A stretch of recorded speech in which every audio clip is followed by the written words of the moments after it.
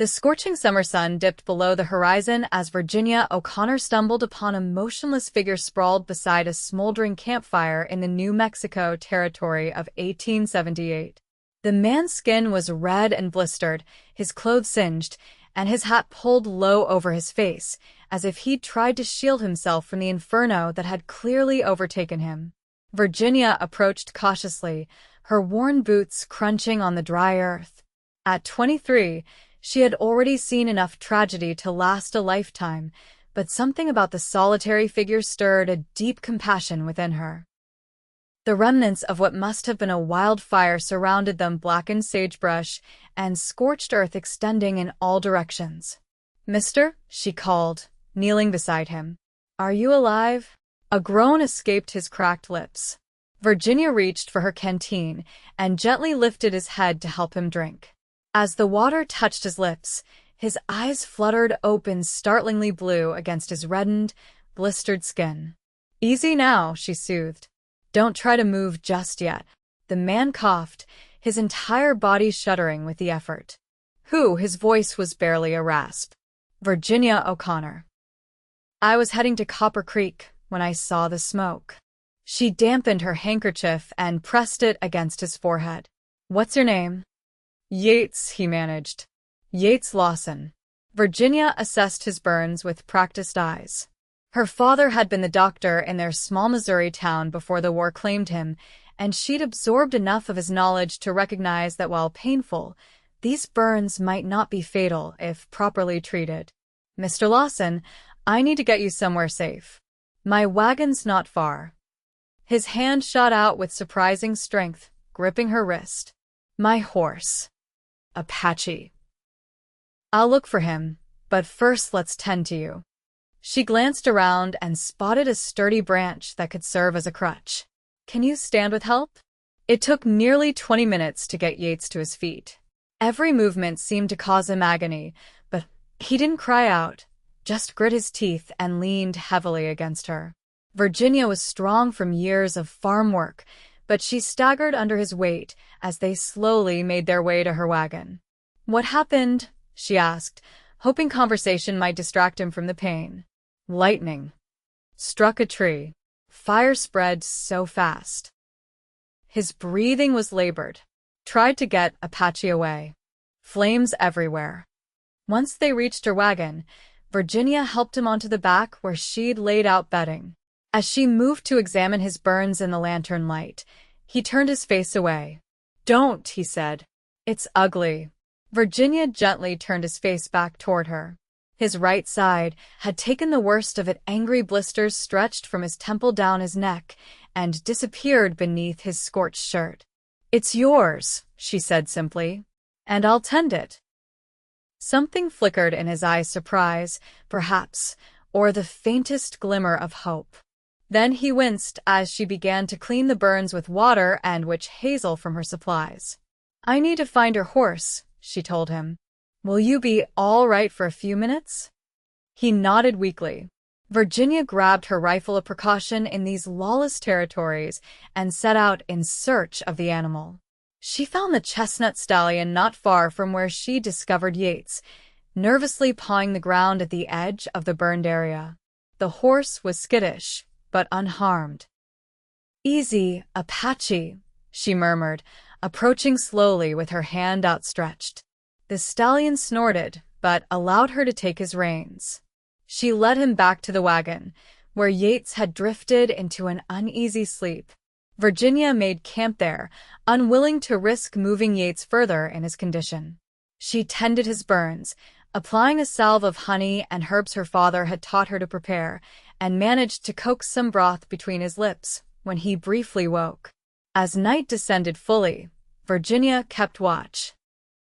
The New Mexico wilderness was beautiful but dangerous. Outlaws, wild animals, and renegade bands all posed threats to a lone woman with an injured man. She checked her rifle again and settled against the wagon wheel, listening to the coyotes' call in the distance. Morning brought no improvement in Yates's condition. If anything, he seemed worse, burning with fever and mumbling incoherently. Virginia knew she needed to get him to town, to a proper doctor. She hitched Apache alongside her own horses and made Yates as comfortable as possible before setting off toward Copper Creek. The journey took all day, jostling over rough terrain. Virginia frequently stopped to give Yates water and check his bandages. By the time the small mining town came into view, the sun was setting again, casting long shadows across the dusty main street. Dr. Abrams was reluctant to help at first, a grizzled old man with a permanent scowl who clearly didn't appreciate being disturbed after hours. But Virginia's determination and the promise of payment convinced him to examine Yates. "Burns are bad, but not the worst I've seen," the doctor pronounced after his examination. "Infection's the real worry now. He's got a high fever." "Will he recover?" Virginia asked, unable to explain the tightness in her chest at the thought that he might not. "Hard to say. Next few days will tell." Dr. Abrams prepared a tincture of willow bark. "This will help with the fever. Keep the burns clean and covered. I'll check on him tomorrow." Virginia rented a room at the boarding house, using most of the money she'd saved for her new start in Copper Creek. The landlady, Mrs. Finch, helped her move Yates to the bed, clucking sympathetically at his condition. "Poor man." "What's he to you, dear?" she asked, her curious eyes belying her gentle tone. "Just someone who needed help," Virginia replied, though even as she said it, she wondered why she felt such responsibility toward this stranger.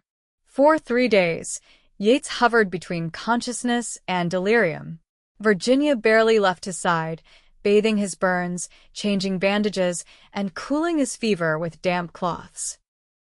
She spoke to him constantly, telling him about her journey west from Missouri after losing her family to influenza, about her plans to open a small bakery in Copper Creek, about anything that might anchor him to this world.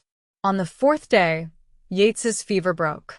Virginia had fallen asleep in the chair beside his bed and woke to find him watching her with clear eyes. "You're still here," he said, his voice rough but stronger than before. "Where else would I be?" she replied, reaching for the water glass. "Why?" His gaze was intense, searching her face for answers. "You don't know me." Virginia considered the question as she helped him drink. "My pa always said every life is worth saving. And he taught me how to heal." She shrugged. It seemed like the right thing to do. "Thank you." The words seemed inadequate, but the emotion behind them was palpable. As Yates recovered, Virginia learned more about him. He was 28, a former Texas Ranger who'd left the service after becoming disillusioned with the increasing corruption he witnessed. He'd been heading to California to start fresh when the wildfire caught him. "What about you?" he asked one evening as Virginia changed his bandages. "Why Copper Creek?" "It's growing," she explained. "And the silver mine means folks have money to spend. I figured a town full of miners would appreciate fresh bread and pies." She smiled. "And it's far enough from Missouri that the memories don't follow so close behind." Yates nodded, understanding in his eyes. Loss has a way of haunting a place. 2 weeks after arriving in Copper Creek, Yates was strong enough to leave his bed. The burns were healing, though Dr. Abrams warned that the scarring on his face and neck would be permanent. Virginia had found work at the local cafe to replenish her dwindling funds, and Yates insisted on moving to the cheaper accommodations at the livery stable. "You've done more than enough," he told her. "I can't keep taking your charity." "It's not charity," Virginia protested, but Yates was adamant. "A man has his pride, Miss O'Connor." The next day, Virginia was serving breakfast at the cafe when the door burst open. Sheriff Taylor entered, his expression grim. "Is that cowboy of yours here, Lawson?" Virginia's heart skipped. "No, he's staying at the livery now." "Why?" "Got a telegram from El Paso. There's a bounty on his head, $500. Says he killed a man." The news spread through Copper Creek like wildfire. By noon, everyone was talking about the dangerous outlaw in their midst. Virginia couldn't believe it, the quiet, thoughtful man she'd nursed back to health. A killer? She found Yates at the livery, packing his meager belongings onto a Apache. "Were you going to leave without saying goodbye?" she demanded. He didn't turn around. "Better for you if I'm gone. You've heard by now, I reckon." "I don't believe it," she said. "Tell me what happened."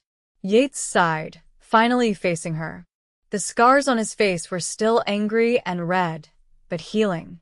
"I didn't kill anyone. At least, not the way they're saying." Virginia waited, giving him space to explain. There was a landowner in El Paso, Reginald Drake. Powerful man, cruel. He was forcing Mexican families off their land, burning their homes, beating anyone who resisted. Yates's jaw tightened. "I stepped in when he was whipping a boy no more than 12. We fought. His gun went off during the struggle, killed him instantly." "Self-defense," Virginia said. "His family has money and connections. They're calling it murder." Yates secured the last of his packs. "I can't stay here and bring trouble to your door. You've done too much for me already." Virginia stepped forward, placing her hand on his arm. "Where will you go?" "North, maybe. Montana Territory. Somewhere I can start fresh, where no one knows my face." His hand unconsciously touched his scarred cheek. "Let me help you," she said impulsively. "I know these hills. There are old mining cabins where you could hide until this blows over." "Virginia," he said softly, the first time he'd used her given name. "You've got plans here. A future. I won't drag you into my troubles." Before she could respond, they heard voices approaching the livery. Virginia recognized Sheriff Taylor among them. "Come on," she whispered, grabbing Apache's reins. "Out the back." They slipped away just as the sheriff entered the front of the livery. Virginia led Yates through the back alleys of Copper Creek to the edge of town, where the pines began to climb the mountainside. "I know a place," she told him. "About 4 miles up. An abandoned mine with a cabin nearby. You'll be safe there while I figure out how to clear your name." "Why are you doing this?" Yates asked, his expression pained. "You're risking everything." Virginia wasn't entirely sure herself. All she knew was that the thought of Yates facing a noose for defending an innocent child was unbearable. "Because I believe you," she said simply. The cabin was dilapidated but sturdy, hidden among the pines with a small stream nearby. Virginia helped Yates settle in, promising to return with supplies the next day. "Be careful," he warned as she prepared to leave. "If they suspect you're helping me." "I can handle Sheriff Taylor," she assured him. "Rest. Let those burns heal properly." Over the next few weeks, Virginia lived a double life. By day, she worked at the cafe, smiled at customers, and deflected questions about that outlaw with practiced innocence. By night, she slipped away to the cabin, bringing food, medicine, and news. Yates grew stronger, and as he did, Virginia found herself lingering longer at the cabin. They talked for hours about books they'd read, places they'd seen, the dreams they still harbor despite life's hardships. Yates told her about his childhood on a small ranch in Texas, about following his father's footsteps into the Rangers only to discover that the law wasn't always just. "What about you?" he asked one evening as they sat by the fire he'd built. "You never speak about your family." Virginia stared into the flames. "Not much to tell. Pa was a doctor, Ma taught school. They were good people. My brother Daniel was studying to be a lawyer when the fever came." She swallowed hard. 3 graves in 1 week. After that, Missouri didn't feel like home anymore. Without a word, Yates reached out and took her hand. His palm was rough with calluses, but his touch was gentle.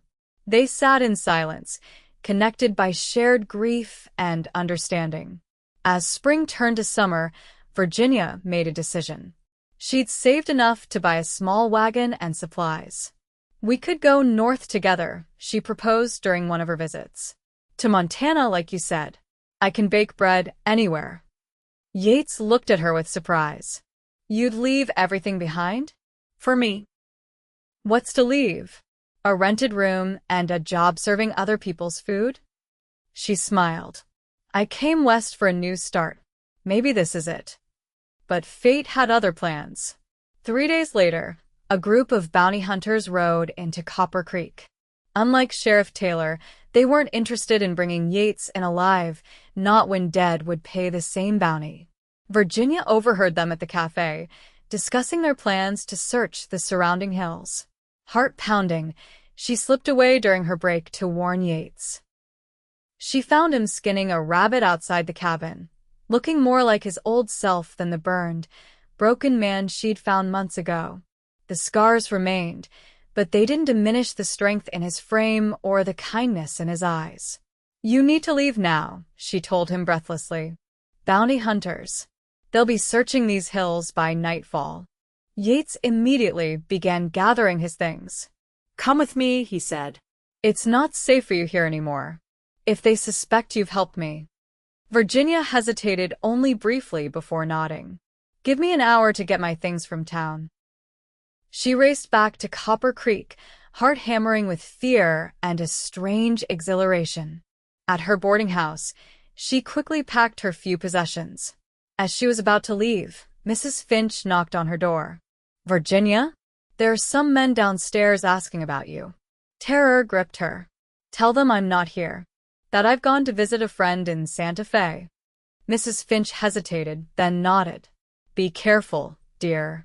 Whatever you're mixed up in, thank you, Virginia interrupted, pressing a few coins into the woman's hand. For everything. She slipped out the back window and made her way cautiously through town. At the general store, she purchased supplies, explaining they were for a camping trip to the hot springs. Then, avoiding the main road, she circled back toward the cabin. She was halfway there when hoofbeats sounded behind her. Glancing back, she saw 3 riders gaining rapidly. Virginia abandoned the path, cutting through the woods, but they'd seen her. A shout went up, and the thundering hooves grew louder. Virginia ran, her lungs burning, branches tearing at her dress. She could see the cabin now, smoke rising from its chimney. Yates, she screamed. Run. Then her foot caught on a root, and she went down hard, supplies scattering. Before she could rise, rough hands yanked her up. Well, drawled a man with a weathered face and cold eyes. Looks like we found the outlaw's woman. Virginia struggled. I don't know what you're talking about. Save it, sweetheart. He dragged her toward the cabin. Lawson, he bellowed. We got your girl. Come out now, or she gets hurt. Silence stretched for a long moment. Then the cabin door opened, and Yates emerged, hands raised. His face was grim, but his eyes were fixed on Virginia with an intensity that made her breath catch. Let her go, he said evenly. She's got nothing to do with this. The bounty hunter laughed. Seems like she's got plenty to do with it, running supplies to a wanted man. He shoved Virginia forward, keeping his gun trained on Yates. Tie him up, boys. We'll take them both back to town. As the other men moved to restrain Yates, a shot rang out. The bounty hunter holding Virginia jerked and fell, blood blooming on his chest. Virginia stumbled forward as chaos erupted. Sheriff Taylor emerged from the trees, rifle raised. Drop your weapons, he commanded. The remaining bounty hunters hesitated, then slowly lowered their guns. Virginia ran to Yates's side as the sheriff approached. You two all right? Taylor asked, his eyes shifting between them. Sheriff. Yates was clearly confused. I don't understand. Taylor nodded toward Virginia. Miss O'Connor came to me last week. Told me your story. I've been investigating, sent telegrams to witnesses in El Paso. He pulled a paper from his vest. Got a response yesterday. Several Mexican families are willing to testify that Drake was killed in self-defense while you were protecting a child. Relief washed over Virginia. She hadn't told Yates about her visit to the sheriff, afraid to give him false hope. The bounty's been withdrawn, Taylor continued. You're a free man, Lawson. He glanced at the fallen bounty hunter. These boys didn't get the updated telegram, apparently. or chose to ignore it. As the sheriff dealt with the remaining bounty hunters, Yates turned to Virginia. "You went to him? Risked yourself like that?" Virginia smiled shakily. "I told you I'd help clear your name." Yates's hand came up to cup her face, his scarred fingers gentle against her skin. "Why?" he asked, though something in his eyes suggested he already knew the answer. "Because somewhere between finding you half dead and nursing you back to health, I fell in love with you, Yates Lawson." His kiss was tentative at first, as if he couldn't quite believe this was happening. Then Virginia wrapped her arms around his neck, and all hesitation vanished. When they finally broke apart, both breathless, Yates rested his forehead against hers. "I love you too," he murmured. "Have since the moment you said my scars were mine and you'd tend them. No one's ever looked at me the way you do, like you see past everything to what's underneath." 2 weeks later, Virginia stood beside the newly constructed oven in her bakery. The small building on Copper Creek's main street had been abandoned, but with Yates's help and her savings, they'd transformed it into a warm, inviting space that smelled of fresh bread and cinnamon. The bell over the door jingled, and Yates entered, carrying a wooden sign. "What do you think?" he asked, holding it up for her inspection. Burned into the wood in careful lettering were the words, "O'Connor and Lawson's Bakery." Virginia smiled, wiping flour from her hands. "It's perfect." Yates hung the sign, then turned to survey their new business. "Not exactly Montana," he said with a wry smile. "Better," Virginia replied, slipping her arm around his waist. "This is home." That evening, they sat on the small porch behind the bakery, watching the sunset paint the mountains gold. Yates's arm was around her shoulders, her head resting against him. "I've been thinking," he said quietly, "about what happens next." Virginia looked up at him. "What do you mean?" Yates shifted, suddenly nervous. "I mean this." He reached into his pocket and pulled out a simple gold band. "I had it made from a nugget I found up by the cabin. Nothing fancy, but it's beautiful," Virginia whispered, tears pricking her eyes. "I never thought I'd find someone who could look at these scars and see past them," Yates said, touching his cheek self-consciously. "But you did. You saw me when I was at my worst and you stayed.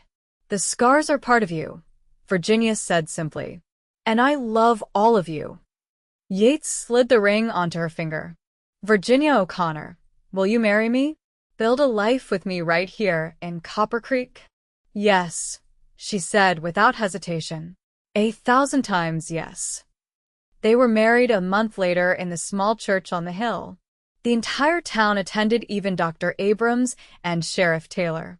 Mrs. Finch wept openly, declaring it the most romantic thing she'd ever witnessed. As winter approached, their bakery thrived. The miners couldn't get enough of Virginia's sourdough and sweet rolls, and Yates discovered an unexpected talent for crafting intricate pastries. They added a room to the back of the shop, creating a cozy home filled with laughter and love. On Christmas Eve, snow fell gently outside as they sat by their fireplace. Yates traced the curve of Virginia's face with his fingertips, still sometimes marveling that she was his. "What are you thinking?" she asked, noticing his thoughtful expression. "About fate," he replied. "How a lightning strike and a wildfire led me to you."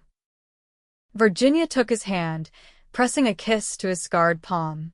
"Some might call it terrible luck, being caught in that fire."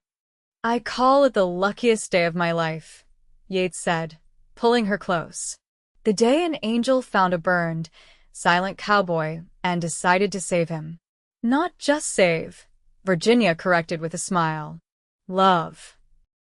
As the snow continued to fall outside their window, Yates and Virginia held each other close, two souls who had found healing and home in the most unexpected of places, in each other's arms in the wild, beautiful territory of New Mexico, where their story was just beginning.